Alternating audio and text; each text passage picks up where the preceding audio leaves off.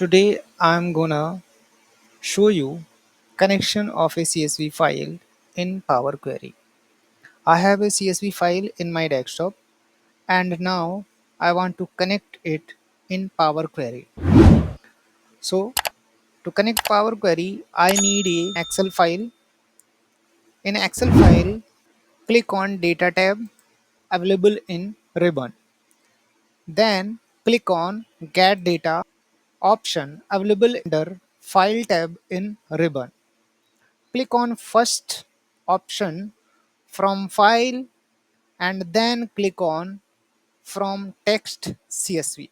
A pop-up window will come to browse the CSV file which you want to connect.